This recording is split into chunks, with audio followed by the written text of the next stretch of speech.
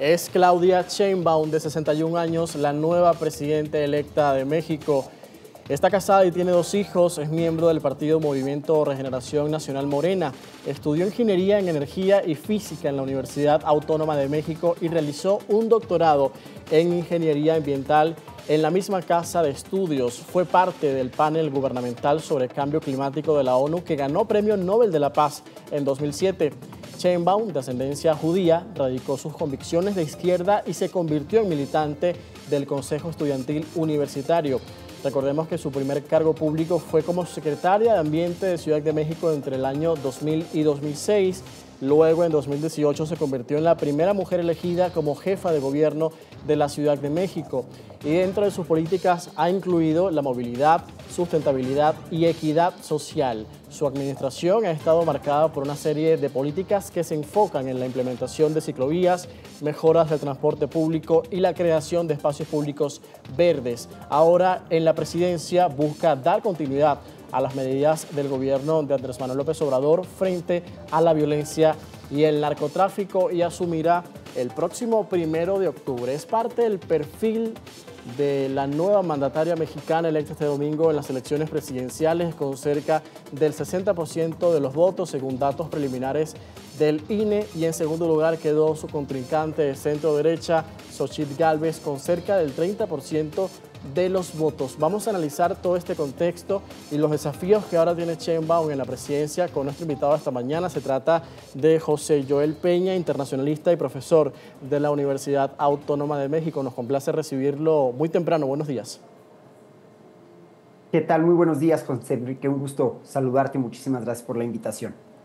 Gracias por este madrugonazo que tiene hoy, porque además en México son 2 horas menos, 4:38 minutos de la mañana. Cuéntenos cuál es la relevancia que tiene esta elección presidencial. Se dice que es la más grande celebrada en México y además, ¿qué destaca el hecho de que sea una mujer la nueva mandataria del país?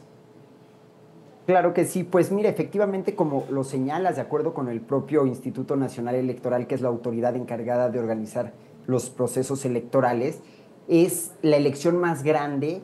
¿Por qué? Porque no solo se celebraron elecciones federales, sino también elecciones en las 32 entidades federativas en las cuales está dividido el país. Se eligió, como bien señalas, presidenta de la República, pero también el Congreso en completo, es decir, los 128 senadoras y senadores y 500 diputadas y diputados.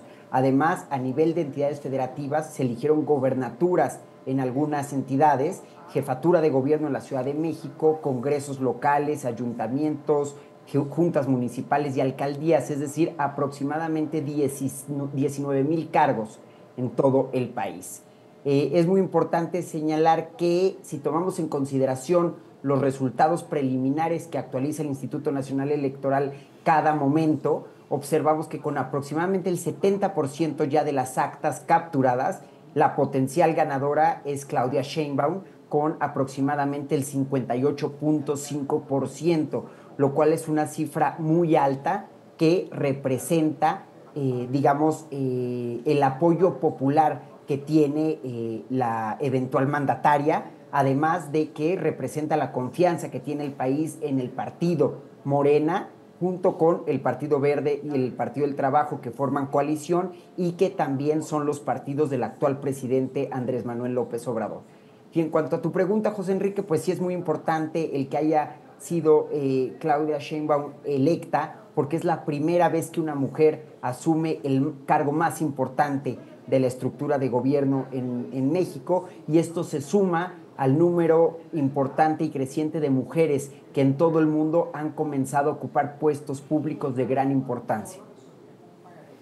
Estimado, ahora yo le pregunto sobre los desafíos que tiene Claudia Sheinbaum cuando suma el gobierno el 1 de octubre. Es importante lo que se ha visto en cuanto a la inseguridad que ha reinado en el país, la realidad sobre el crimen organizado y también la migración, otra de las realidades que tiene y que parece que es una situación que no termina de mejorar en México, un fenómeno que hemos visto en la región, que va hacia Norteamérica. Ahora ella también tiene que lidiar con sus relaciones con Estados Unidos y también en caso de que cambie el gobierno continúe Joe Biden o regrese Donald Trump a la Casa Blanca. Pero en primer lugar, ¿cómo asumiría ella las riendas de México?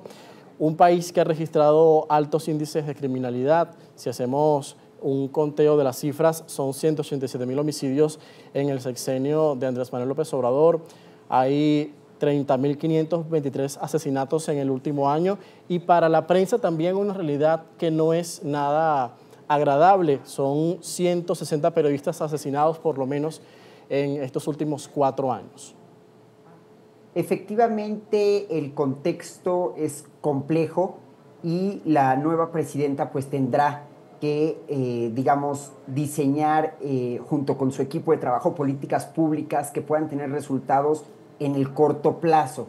Si nosotros analizamos el contexto en general, veremos que se identifica, por ejemplo, que las instituciones gubernamentales han enfrentado desafíos en los últimos 6 años del gobierno actual, lo que resalta la importancia de fortalecerlas para garantizar, como ya señalaba, políticas públicas efectivas en el corto plazo. Es esencial para el nuevo gobierno enfocarse en revitalizar estas instituciones dentro de un marco democrático sólido que promueva desde luego un equilibrio de poderes. En el caso de la inseguridad, pues como bien lo señalas, se ha registrado un aumento importante en indicadores de inseguridad, aunque también ha habido esfuerzos para tratar de hacerle frente a estos desafíos y mejorar la situación. No obstante, se reconoce la importancia de encontrar estrategias más efectivas que equilibren la seguridad con el respeto de los derechos humanos y el Estado del Derecho. Además, persisten obstáculos financieros, por lo tanto habrá que evaluar medidas para abordar el déficit público y la deuda, obviamente con el objetivo de garantizar estabilidad económica en el largo plazo, y pues también hacerle frente a desafíos persistentes como es la lucha contra la pobreza, sobre todo contra la pobreza extrema, que en este último sexenio ha aumentado, digamos, de manera marginal, pero ha habido un aumento, lo cual es importante reconocerlo, y es fundamental seguir implementando políticas sociales efectivas. Los servicios públicos también hay deficiencias muy importantes, por lo tanto el nuevo gobierno tendrá que explorar estrategias para mejorar básicamente el acceso a la educación y el acceso a una salud de calidad. Y en cuanto a la migración, José Enrique, pues no se trata de un fenómeno privativo en México, y además yo creo que lo más importante es visualizar a la migración no como un problema, es un fenómeno social el cual está presente en prácticamente todo el mundo, y por lo tanto lo que se tiene que hacer y lo que ha intentado hacer el gobierno actual, y que seguramente el gobierno que encabece Claudia Sheinbaum va a tener que continuar haciendo, es demostrarle al mundo lo que te comentaba, que no es un problema y que por lo tanto no se tiene que atacar a las personas migrantes, sino más bien se tiene que apoyar a los gobiernos de los países expulsores para que traten de mejorar las condiciones de vida y por lo tanto desincentivar la migración. Ese es, digamos, lo que ha tratado de hacer el gobierno actual con el gobierno del presidente Joe Biden, buscar, digamos, apoyos conjuntos hacia la región centro y sudamericana. Estimado, ahora viendo detalles sobre la elección de este domingo, es interesante lo que sucedió, algunas irregularidades, además de la violencia que ya se vio durante la campaña electoral, más de 30 candidatos asesinados en México que buscaban cargos públicos, también mucha gente en el exterior que no pudo votar, y sumado a esto las denuncias que hacía la candidata opositora Xochitl Gálvez, incluso el anuncio que hizo antes de que se comenzaran a contar los votos, que ella había ganado esta elección, continuamente también denunciando la intervención del Estado en estas elecciones. ¿Cómo queda la oposición y también lo que se coloca de relieve ante las denuncias de la participación del Estado o de la intervención de López Obrador durante la campaña electoral? ¿Cómo se pudo ver también esto influenciado en el proceso? Pues mira, José Enrique, yo creo que es algo que pasa en prácticamente la mayoría de los estados democráticos. Los diferentes candidatos, una vez que cierran las casillas, anuncian, digamos, que son los triunfadores.